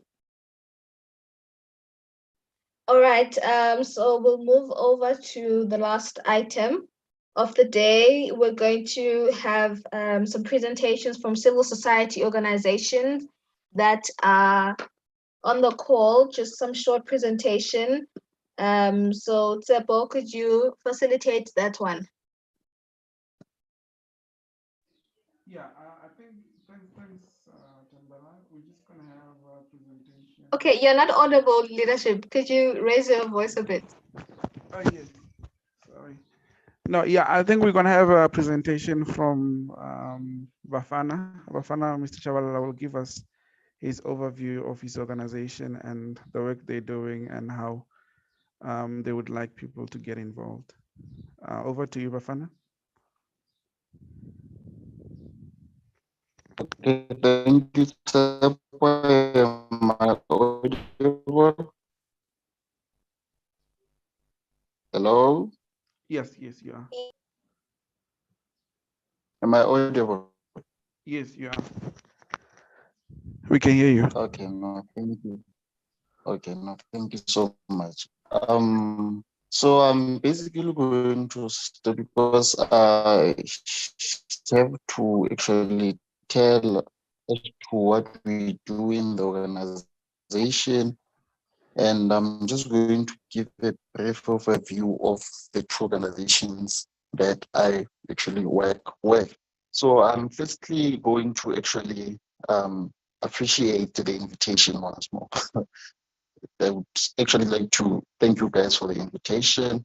And as I've said, it means a lot. It means a lot. And yeah, so having been from this rural area, this small village that I've mentioned, I'm from, we were never actually exposed to proper access to information and opportunities as we are at the moment. We are now communicating with I'm getting to learn so much. And as a result, many young people, especially from the area that I'm from, are found wanting and often doomed for failure because they start with their lives, And I'm saying this because I've seen it firsthand when many of the people I knew, or even some of my peers, who were denied chances to success because of this lack of information. So this is just a brief overview of how the organization actually started.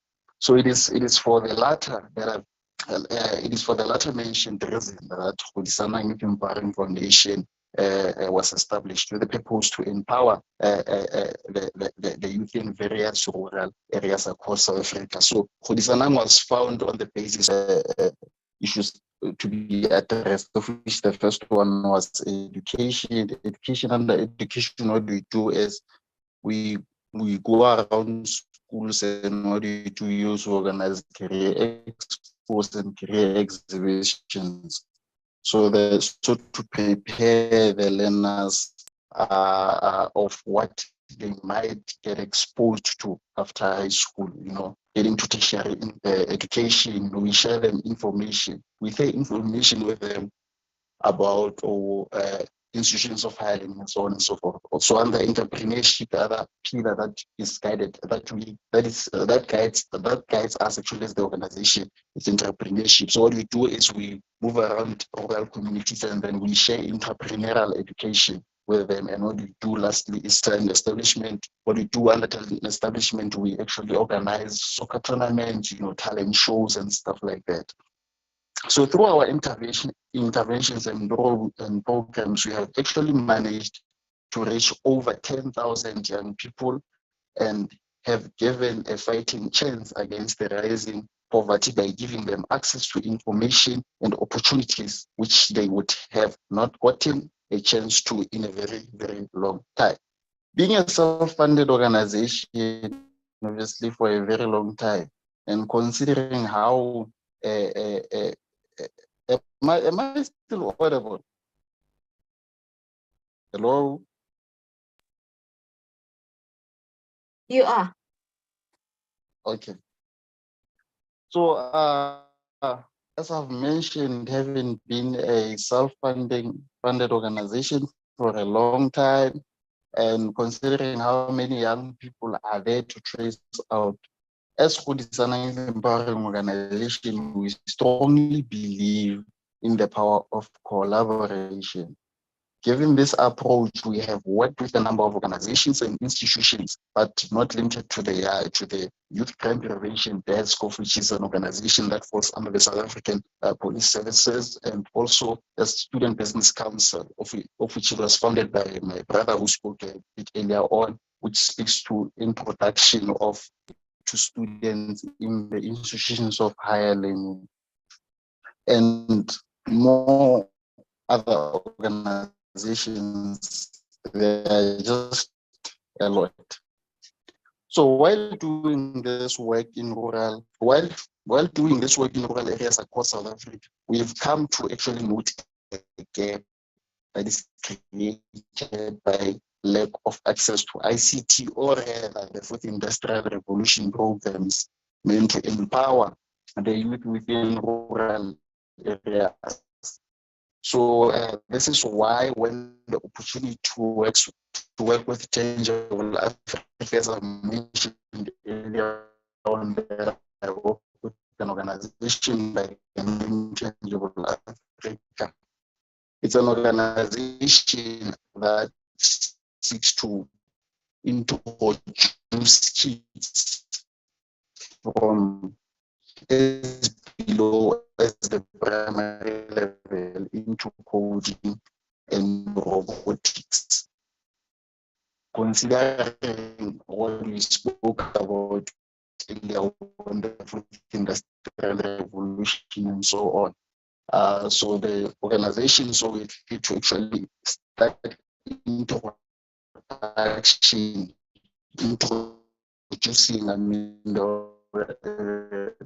the coding concepts and all the concepts of the fourth industrial revolution to kids at a very younger age. So this is why when the opportunity actually came up to actually work with Tangible Africa, we grabbed the opportunity with both hands, because we noted the opportunity it presented to ensure kids.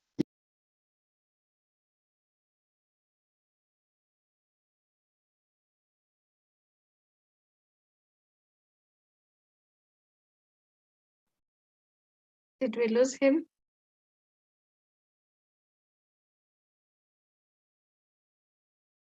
Yes, I think we lost him. Let's go ahead. Okay. Yeah. In absentia, I would like to appreciate the submission, Mr. Bafana.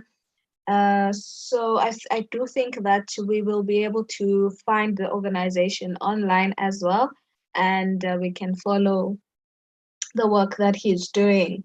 Tsebo, is there any other organization, or that was just it from Mr. Shabalala?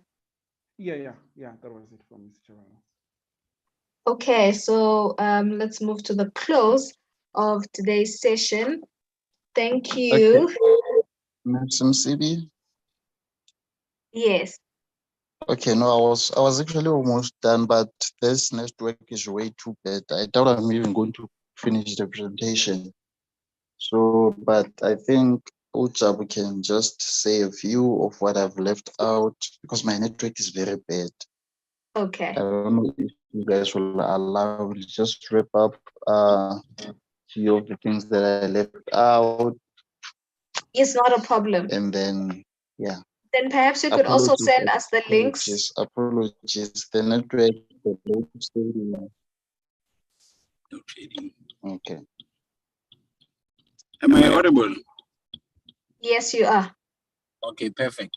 So in essence, what Bafana was trying to say, he had a written text that, we thought it could, try and summarize everything that we work with in terms of what the organization does and what he does personally. GYEF literally established to give access to information and opportunities to rural youth, because we came to notice that the youth in rural areas doesn't get much opportunities. It doesn't get information. It doesn't get information.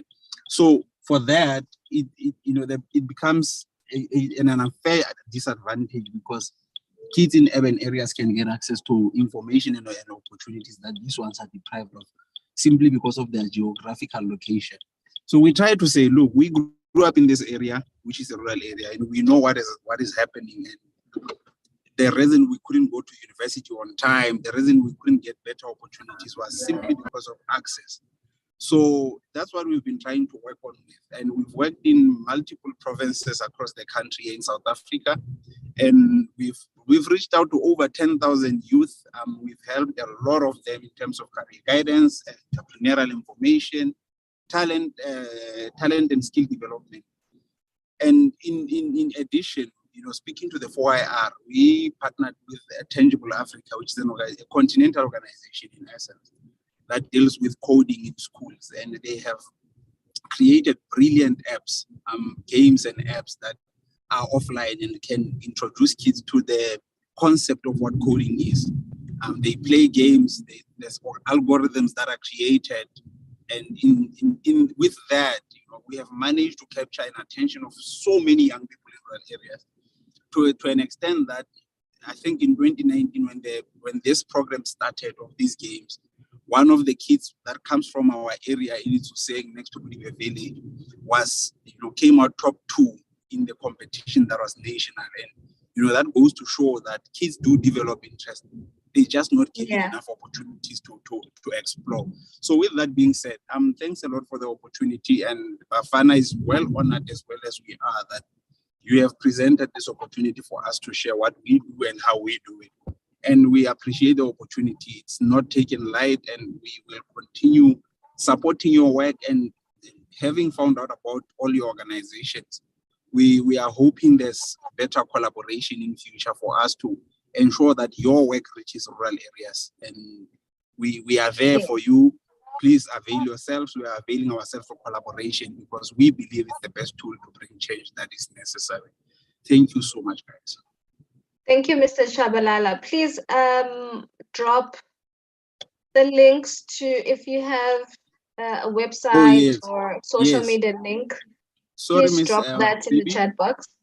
Yes, I could just mention, if you search Khudisanang Youth Empowering Foundation on Google, you can get all our information. If you search GYEF on Facebook, Twitter, and Instagram, and LinkedIn, you will definitely find more about our information. And that way we can communicate for the future. Thank you so much. Great. Thank you. So that is GYEF on social media. Yes, thank you so much. Thank you. Thank you.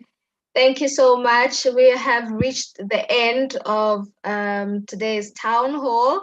I'd like to forward my appreciation to YouLead as well as SIOF for just facilitating this Southern Africa town hall. And thank you to everyone who managed to take time off to join the conversation today.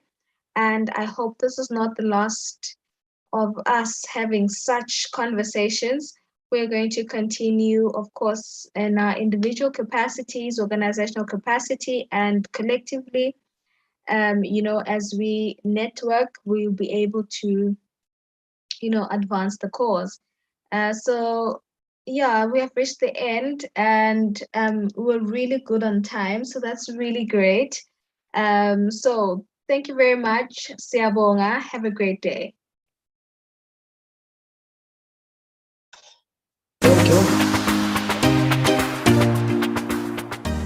Ivan, as the head of the Leadership and Governance Academy at TCBC, and as the YouLead Program Director, you are also offering leadership for this Youth Governance Architecture study.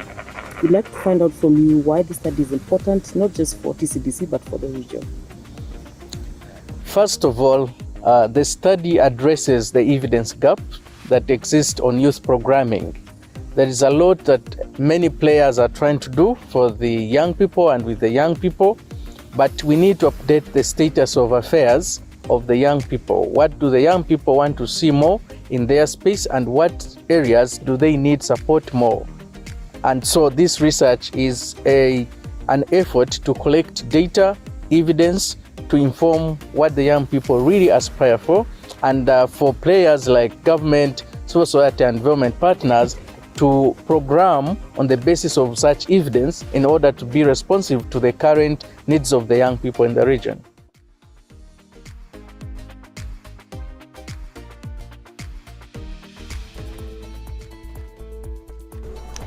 I believe that we are still trapped into a narrative seeing young people as this homogeneous group, without realizing that there is a massive difference of circumstances from 18 to 35, and then all these socioeconomic circumstances.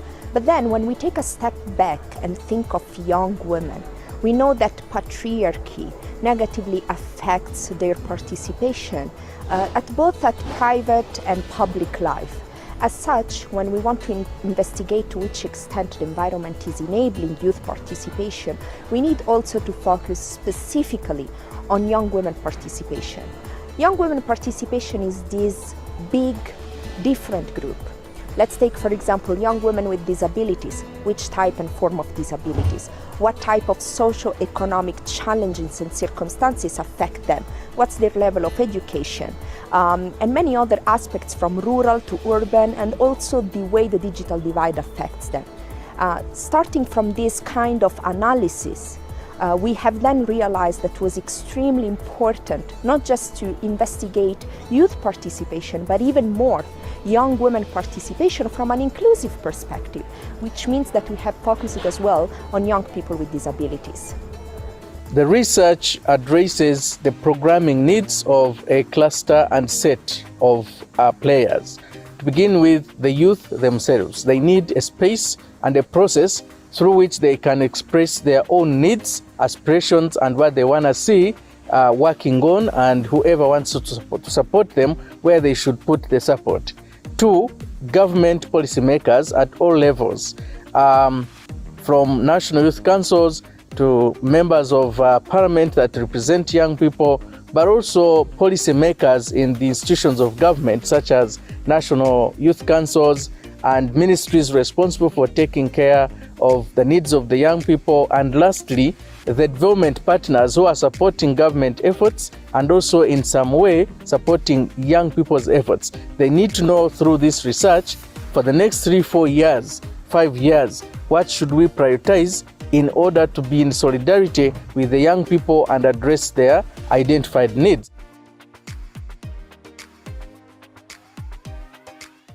Conducting such a study, which basis is indeed inclusivity, was not easy, because inevitably we know that the 6 countries of our consideration, but more generally the continent, is affected by an evident digital divide, which means that conducting and trying an outreach to the most vulnerable was not easy. We tried with the expedient of having a cross-sectoral investigation through focus group in each country of our interest, and although it was very interesting of having the engagement with different stakeholders, yet it was a little bit challenging in terms of investigating, collaborating, exchanging with, for example, young people with disabilities, but also different young women groups.